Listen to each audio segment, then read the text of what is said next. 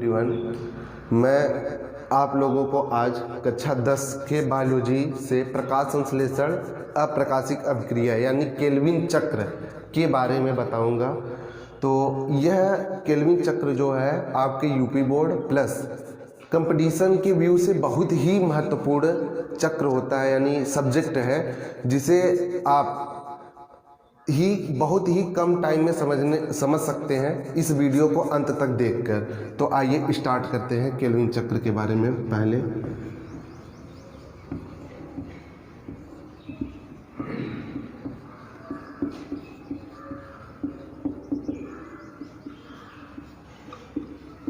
तो सबसे पहले बेसिक बात तो ये जानना है भैया केल्विन चक्र के बारे में पता किसने लगाया था। तो केल्विन चक्र के खोजकर्ता यानी जिन्होंने इसके बारे में पता लगाया था तो उसका नाम है मेल्विन केल्विन, यानी केल्विन चक्र के खोजकर्ता का नाम है मेल्विन केल्विन नाम था। ठीक है, अब तो ये भाई वैज्ञानिक का नाम है, इसमें हम आपको कुछ एक्सप्लेन नहीं करना, ये आपको समझना है। अगली चीज है कि केल्विन चक्र जो होता है यह चलता कहाँ पे है, तो यह चलता है हरित लवक में, जिसे इंग्लिश में क्लोरोप्लास्ट कहा जाता है। अब बात आती है कि हरित लवक में यह चलता किस लिए है, तो वो बात यहाँ पे देखेंगे आप लोग। रात में भोजन का निर्माण करने के लिए।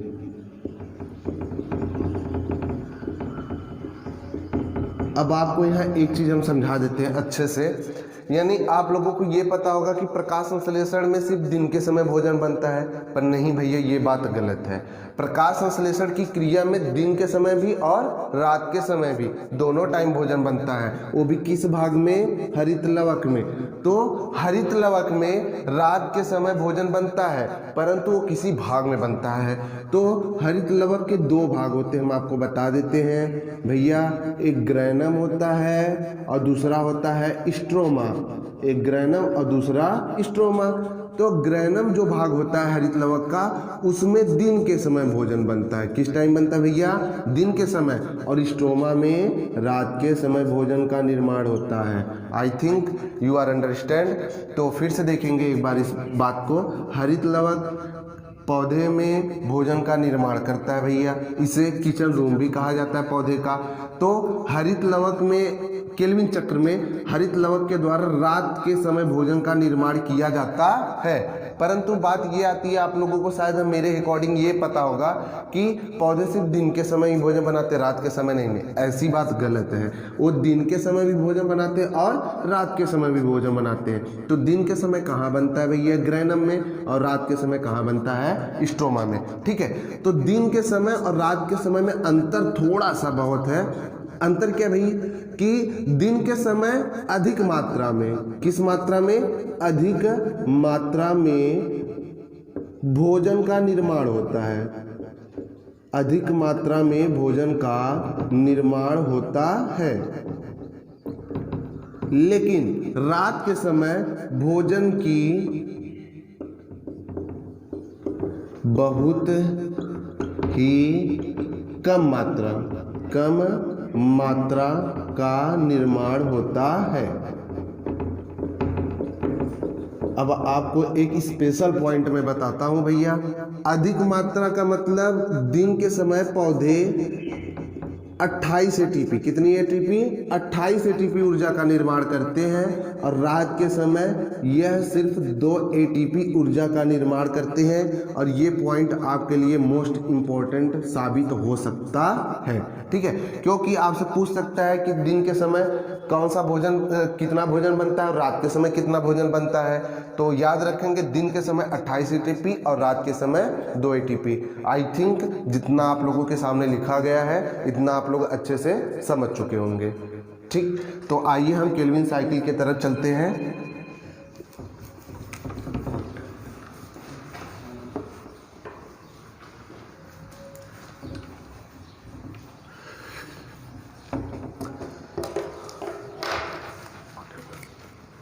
अब हम आगे ये बात करेंगे कि केल्विन साइकिल एक्चुअली चलता कैसे है।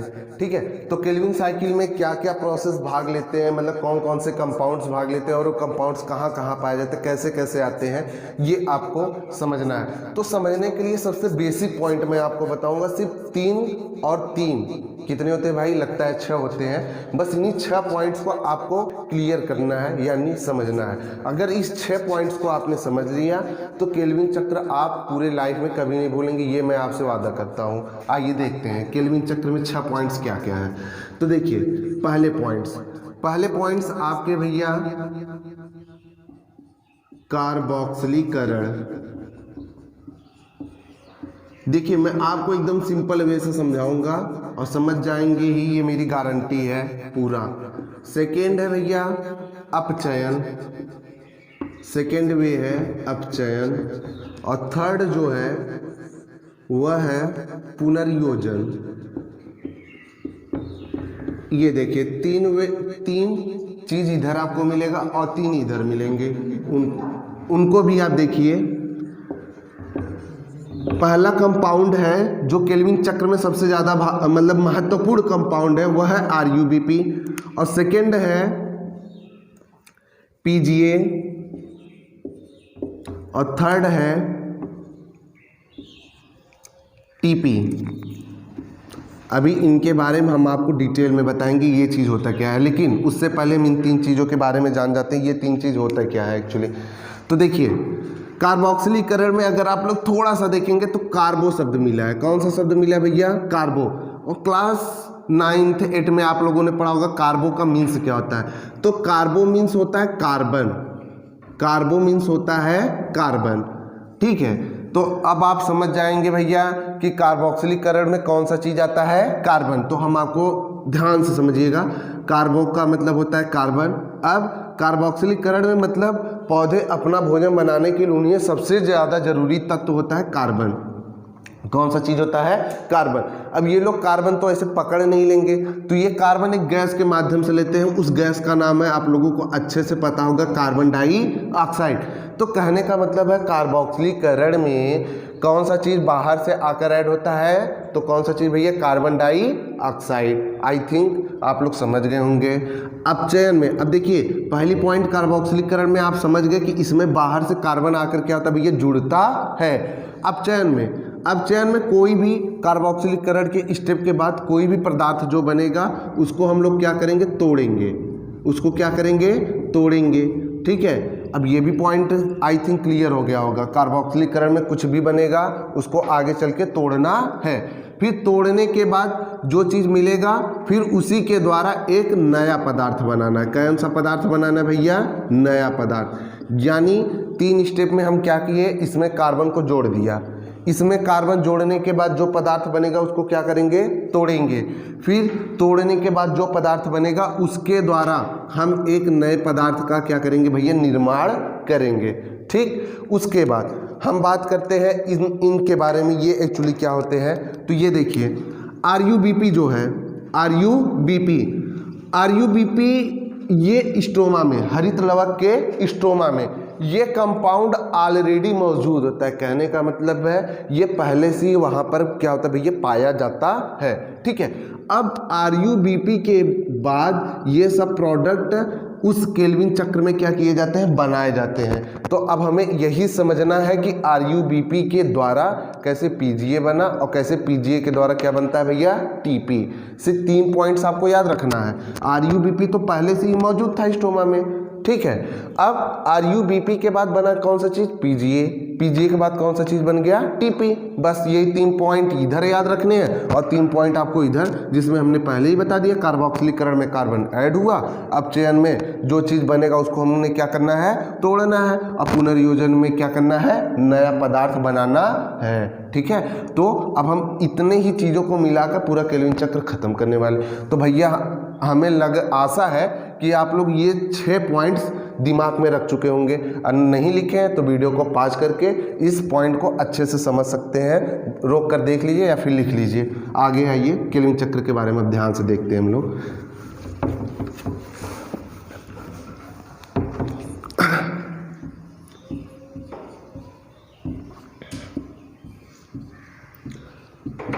तो देखिए भैया केल्विन चक्र, तो अभी हमने बताया कि केल्विन चक्र हरित लौह के किस भाग में चलता है, तो अभी आप लोगों को बताया गया था स्ट्रोमा में चलता है। कहाँ चलता है? स्ट्रोमा में।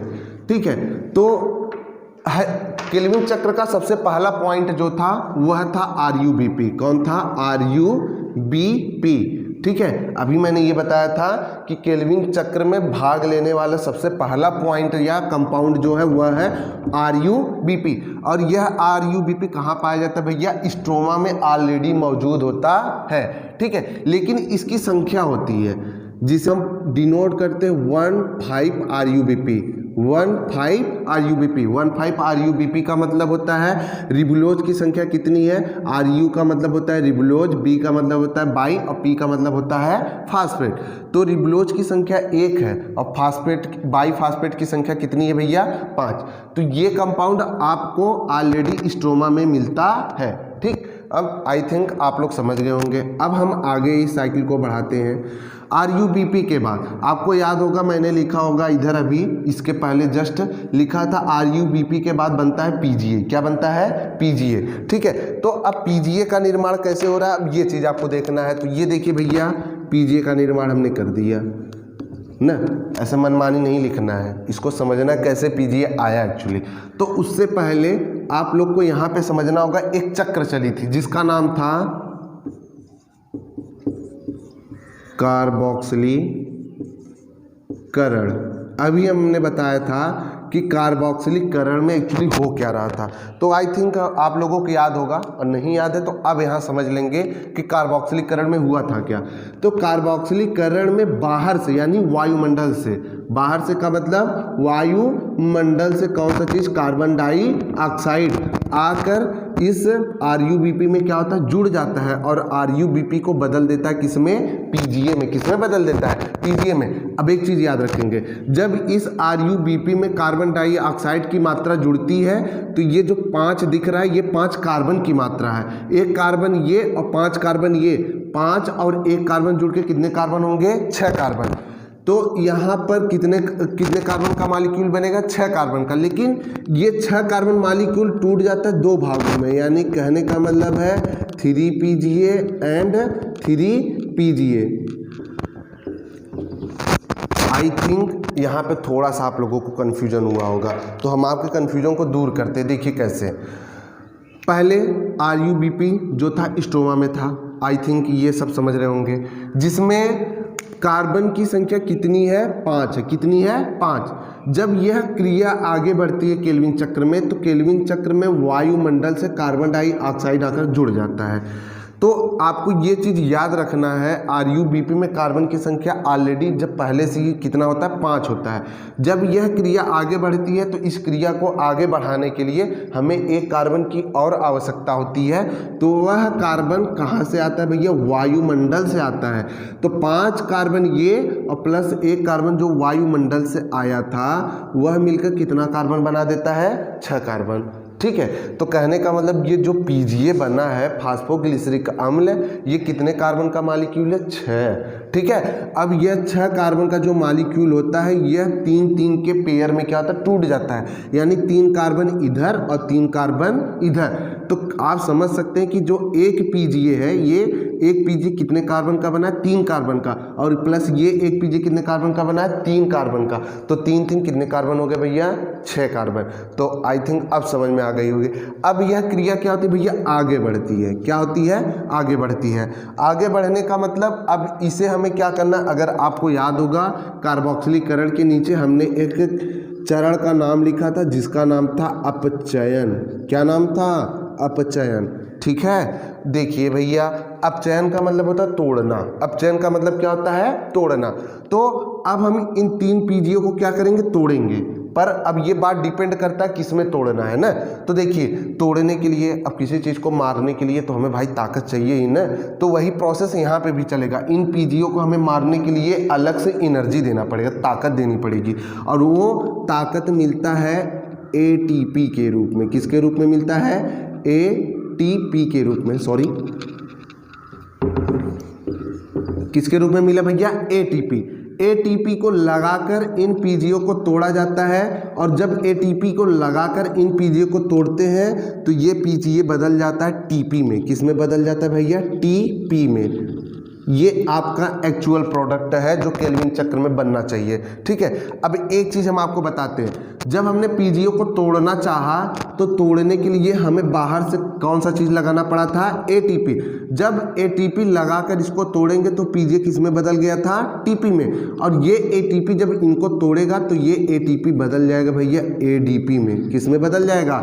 एडीपी में। ठीक, यानी एटीपी के द्वारा इनको तोड़ा गया और जैसे ही ये टूटा एटीपी किस में कन्वर्ट हो जाता है? एडीपी में। और यह एडीपी बाहर निकल जाती है जो आगे किसी चरण में भाग लेता है। ठीक है, अब एक बात हम आपको यहाँ पे समझाना चाहेंगे, बहुत ही इंपॉर्टेंट पॉइंट है ये, कि आपके दिमाग में एक क्वेश्चन चल रहा होगा कि 6 कार्बन का मॉलिक्यूल है तो तोड़ने के लिए हमें कितना ऊर्जा देना पड़ेगा कि टूट जा आसानी से। तो देखिए, तो यहाँ पे हमें 3 कार्बन का ये मॉलिक्यूल था, 3 कार्बन का ये, 3 3 6, और एक एटीपी जो होता है वह सिर्फ 3 कार्बन मॉलिक्यूल को तोड़ सकता है।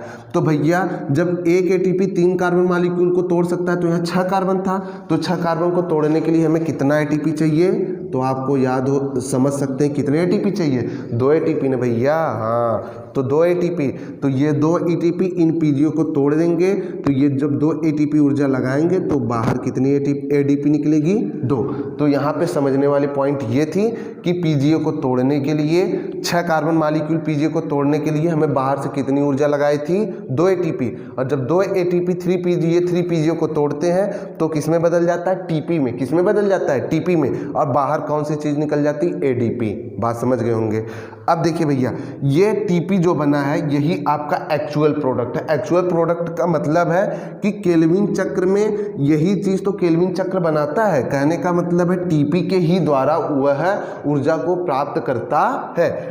अब आप लोग को टीपी थोड़ा सा कंफ्यूज दे रहा होगा, तो टीपी का हम नाम बदल देते हैं। टीपी का नाम होता है ग्लूकोज। क्या नाम होता है? ग्लूकोज। आई थिंक अब तो सब समझ गए होंगे कि ग्लूकोज ही वह प्रोडक्ट होता है जिसके द्वारा पौधे अपना भोजन, मतलब भोजन जो बनाता है पौधा, वह किसके रूप में बनाता है? ग्लूकोज के रूप में। यानी जब भी वो प्रकाश संश्लेषण की क्रिया करता है तो वह ग्लूकोज के रूप में अपना भोजन को बनाता है और ऊर्जा लेता है। तो भैया अब तो समझ गए ना, टीपी का दूसरा नाम हमने ग्लूकोज रख दिया। तो अब अच्छे से आप समझ सकते हैं कि टीपी के द्वारा ही ग्लूकोज का निर्माण होता है, या टीपी ही कौन सा चीज़ है? ग्लूकोज। अब यहाँ तक पूरी पॉइंट क्लियर हो गई होगी आई थिंक। अब तीसरी चरण जो चलती है, अब वो देखिए यहाँ से चलेगी। अब वो चलाएंगे किस लिए? अब पॉइंट आती है कि अब ये तो बन गया, यहीं ख़त्म हो जाना चाहिए ना। नहीं, ऐसी बात नहीं है। क्या हम लोग खाना खाने के बाद एक के बार खाते? कभी नहीं खाते लाइफ में, नहीं खाते हैं ना। तो पौधे क्या ऐसा नहीं है? वो भी खाएंगे भैया, वो भी एक बार बनाने के बाद रुक थोड़ी जाएंगे, वो क्रिया को फिर क्या करते हैं? आगे बढ़ाते हैं। तो करते क्या है? यही टीपी को पुनः तोड़ते हैं या पुनः बनाते हैं, जिससे उनको पुनः क्या मिल जाए? RUBP। अच्छा, अब यहाँ थोड़ा सा कन्फ्यूज होगा तो मैं दूसरी भाषा में समझा देता हूँ आपको कि भैया टीपी तो बन गई, अब टीपी तो कैसे आगे चलाएगा? तो टीपी ही पुनः टूटता है। टीपी पुनः टूटता है किस रूप में? RUBP में। कि किस लिए टूटे? इसलिए टूटता है कि RUBP बनेगा तो फिर से इस साइकिल का हो जाएगा भैया, आगे बढ़ता हुआ बार बार पौधे को भोजन देता रहेगा। तो होता क्या है? यह टीपी दोबारा से टूटता है। देखो, पुनर्योजन। पुनर्योजन, पुनर्योजन का मतलब होता है पुनः योजना बनाना। तो पुनर्योजन के द्वारा ये टीपी बदल किस में गया? 1,5 RUBP में। किस में बदल गया? 1,5 RUBP में। अब एक बात यहाँ पे भी ये भी आ सकता है कि जैसे हम पीजीओ को तोड़ने के लिए बाहर से आदमी मंगवाए थे, तो वैसे ही टीपी को भी हमें बदलने के लिए बाहर से आदमी मंगवाना पड़ेगा ना भैया। हाँ, मंगवाना पड़ेगा। तो देखो मंगवा देते हैं। ये देखो मंगवा दिया हमने आदमी।